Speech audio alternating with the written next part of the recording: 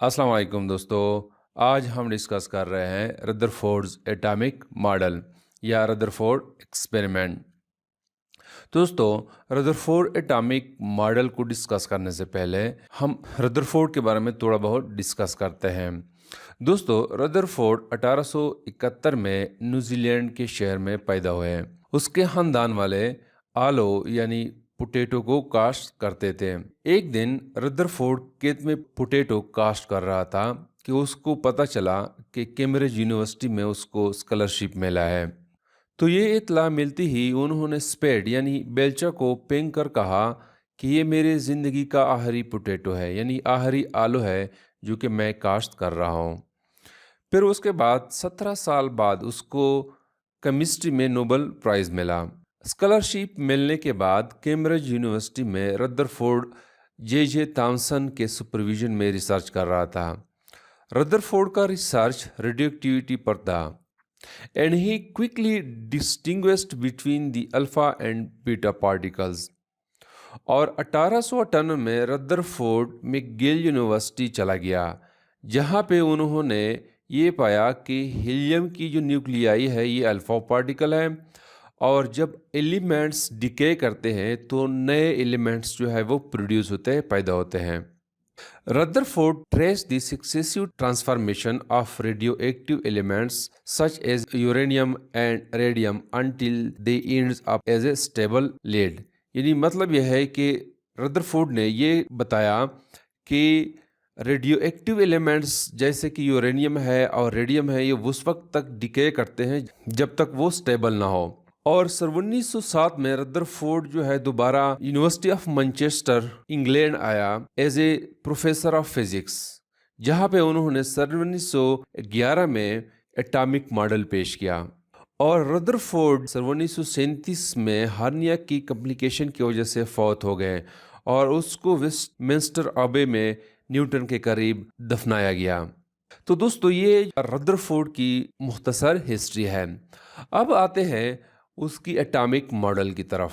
सन 1910 और सन 1911 में रदरफोर्ड और उसके दो स्टूडेंट्स जिसका नाम गाइगर एंड मॉसडन है, जे थॉमसन के एटॉमिक मॉडल को टेस्ट करने के लिए एक एक्सपेरिमेंट जो है उन्होंने डिज़ाइन की, जिसका सेटअप जो है वो आपको नज़र आ रहा है। तो ये सेटअप जो है it consist of a source of radio active element. ये जो है यहाँ पे source of radio active element है, जैसे कि रेडियम है। जब रेडियम डिके करता है तो अल्फ़ा पार्टिकल्स जो है वो इमिट होते हैं। तो ये अल्फ़ा पार्टिकल कल को उन्होंने बम्बार्ड किया थ्रू गोल्ड फाइल। तो ये जो है लेड की शीट्स है, ये एक लेड का शीट है और ये भी शीट है, और इसमें स्मॉल होल कर दिए गए हैं ताकि ये आने वाले अल्फ़ा पार्टिकल्स जो है वो इस स्मॉल होल के थ्रू पास हो जाए और बाकी अल्फ़ा पार्टिकल्स जो है वो ब्लॉक हो जाए।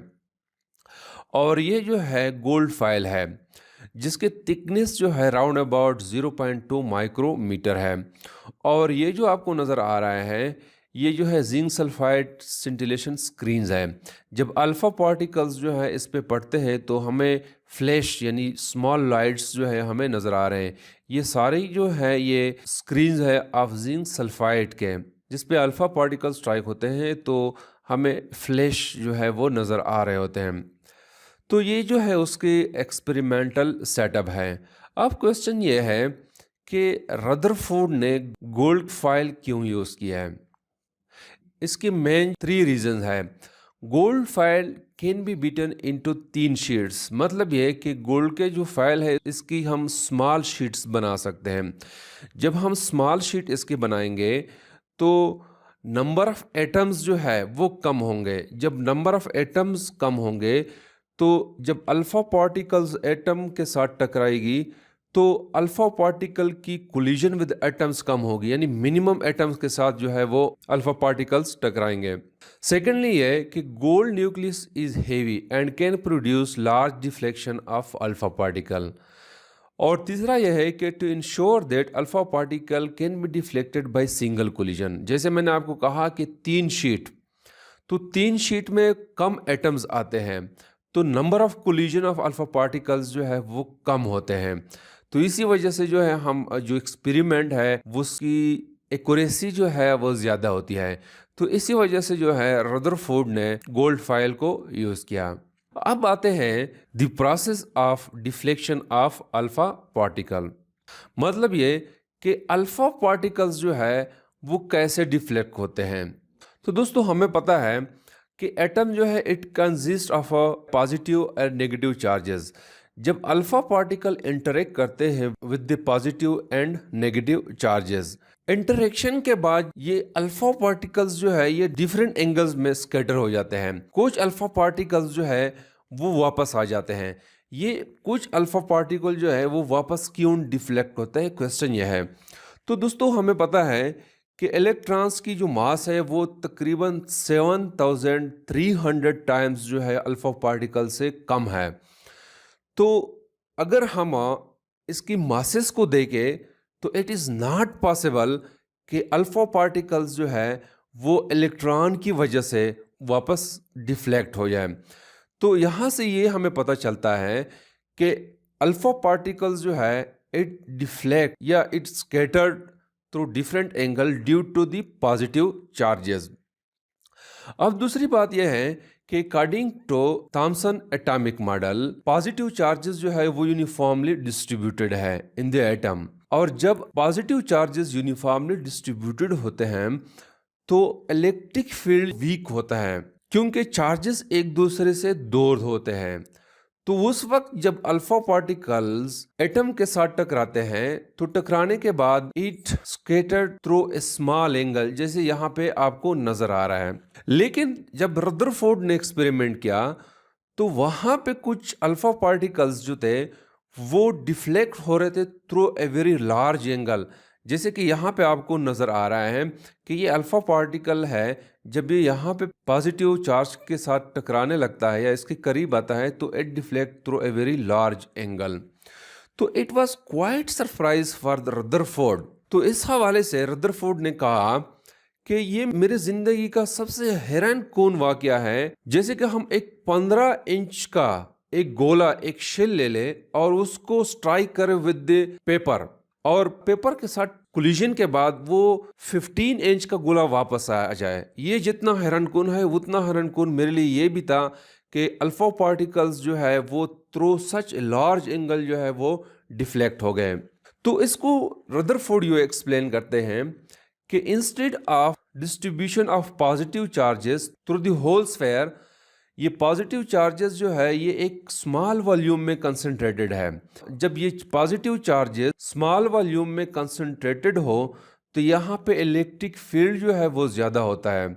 जब इलेक्ट्रिक फील्ड की स्ट्रेंथ ज़्यादा हो तो अल्फा पार्टिकल्स पे फोर्स ऑफ रिपल्शन ज़्यादा होती है। तो इसी वजह से ये जो अल्फा पार्टिकल्स है वो डिफ्लेक्ट होते हैं through such a large angle. और यहाँ से उन्होंने ये भी कंक्लूड किया कि चूंकि most of the alpha particles जो है वो पास होते हैं थ्रू द एटम्स, तो इसी वजह से मोस्ट ऑफ द स्पेस जो है वो एम्प्टी है और पॉजिटिव चार्जेस जो है वो स्मॉल वॉल्यूम में कंसंट्रेटेड है, जिसको उन्होंने न्यूक्लियस का नाम दिया। And it is very small and very dense, और इसका डायमीटर जो है वो 10⁻⁻14 से ज़्यादा नहीं है। And it contains all positive charges and at least 99.95% of the total mass of the atom। तो ये उन्होंने कंक्लूड किया।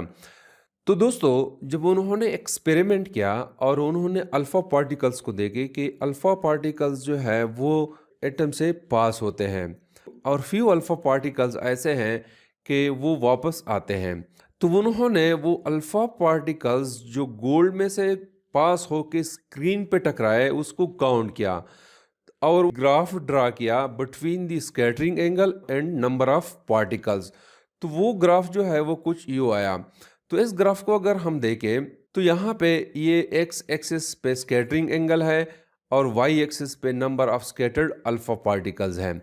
तो इस ग्राफ से ये शो हो रहा है कि 180 डिग्री पे जो अल्फा पार्टिकल्स है वो इंतहाई कम है, यानी इतने जो है 10 राउंड अबाउट है। और most of the alpha particles जो है वो थ्रू स्मॉल एंगल जो है वो डिफ्लेक्ट होते हैं। स्मॉल एंगल का मतलब यह है कि most of the alpha particles जो है वो पास होते हैं, जैसे कि यहाँ पे आपको नज़र आ रहे हैं। अब दोस्तों ये जो फिगर है it shows the computer simulation of alpha particles with kinetic energy of 5 MeV being scattered from the gold nucleus of radius 7 into 10⁻⁻15 metre. ये कंप्यूटर सिमुलेटेड अल्फा पार्टिकल्स है जो इसको बम्बार्ड किया थ्रू गोल्ड फॉयल। यहाँ पे अगर हम देखें ये एक न्यूक्लियस है और इस न्यूक्लियस का साइज़ जो है 7 into 10⁻⁻15 मीटर है। तो यहाँ पे अगर हम देखें ये अल्फ़ा पार्टिकल्स है ये स्कैटर्ड हो रहे हैं थ्रू वेरी लार्ज एंगल। इसकी मेन वजह यह है कि इस न्यूक्लियस में जितने भी पॉजिटिव चार्जेस है वो कंसंट्रेटेड है और इसकी वजह से इलेक्ट्रिक फील्ड जो है उसकी स्ट्रेंथ ज़्यादा है। तो उस स्ट्रेंथ की वजह से इस अल्फ़ा पार्टिकल्स पे रिपल्सिव फोर्स जो है वो ज़्यादा है जिसकी वजह से alpha particles scattered through a very large angle. और यहाँ पे इस फिगर को अगर हम देखें तो ये न्यूक्लियस जो है it is 10 times greater in radius than this one. तो यहाँ पे चूंकि पॉजिटिव चार्जेस जो है वो एक दूसरे के साथ डिस्टेंस पे हैं तो इसकी वजह से इलेक्ट्रिक फील्ड वीक है और वीक होने की वजह से रिपल्सिव फोर्स जो है वो भी कम है जिसकी वजह से जो है most of the alpha particles small angle में स्कैटर होते हैं। तो रदरफोर्ड की एक्सपेरिमेंट से ये पता चला कि जो पॉजिटिव चार्जेस है this are concentrated in a very small volume जिसकी वजह से few of the alpha particles scattered through a very large angle they deflect back. अगर जो है उसकी साइज ज़्यादा है तो नंबर ऑफ पॉजिटिव चार्जेस जो है एक दूसरे से दूर होते हैं तो इलेक्ट्रिक फील्ड जो है वो वीक होता है। इलेक्ट्रिक फील्ड की वीक होने की वजह से अल्फा पार्टिकल्स पे रिपल्सिव फोर्स जो है वो कम होता है। और दूसरी बात यह कि अल्फा पार्टिकल्स जो है वो तकरीबन सेंटर से वापस आ रहे थे तो इसी वजह से रदरफोर्ड ने ये कंसीडर किया कि ये जो वॉल्यूम है ऑफ पॉजिटिव चार्जेस ये सेंटर पे वाक़या है। तो रदरफोर्ड की मेन ऑब्जर्वेशन जो थी वो ये थी कि मोस्ट ऑफ दी स्पेस जो है वो एम्प्टी है और इलेक्ट्रॉन्स जो है वो रिवॉल्व कर रहे हैं अराउंड द न्यूक्लियस और few of the alpha particle चूंकि वापस आ रहे हैं वो इसलिए वापस आ रहे हैं कि पॉजिटिव चार्जेस जो है these are concentrated in very small volume जिसकी वजह से अल्फा पार्टिकल जो है थ्रू लार्ज एंगल जो है वो डिफ्लेक्ट होते हैं। अब आते हैं some drawbacks of Rutherford atomic model. दोस्तों Rutherford discovery of atomic nucleus raised a very serious question. उसकी डिस्कवरी ने एक क्वेश्चन जो है रेज किया वो ये था कि what prevented the negatively charge electron from falling into the positively charge nucleus due to strong electrostatic attraction. वो ये था कि ये नेगेटिव चार्जेस और ये पॉजिटिव चार्ज इसके दरमियान स्ट्रांग अट्रैक्टिव फोर्स है तो ये नेगेटिव चार्ज इस पॉजिटिव चार्ज पे गिरता क्यों नहीं है ये मसला था। चूंकि ये जो है यो मूव कर रहे हैं और इसके दरमियान फोर्स ऑफ अट्रैक्शन है तो ये नेगेटिव चार्जेस जो है इस पे फॉल क्यों नहीं कर रहे हैं। It was a very serious question. तो रदरफोर्ड ने यह सजेस्ट किया कि इलेक्ट्रॉन्स जो है वो रिवॉल्व कर रहे हैं in orbits about the nucleus just like a planets revolve around the sun. उन्होंने ये कहा कि ये इलेक्ट्रॉन्स जो है रिवॉल्व कर रहे हैं अराउंड द न्यूक्लियस जिस तरह के सन के अराउंड जो है ज़मीन जो है वो घूमती है या बाकी जो प्लैनेट्स है वो रिवॉल्व कर रहे हैं।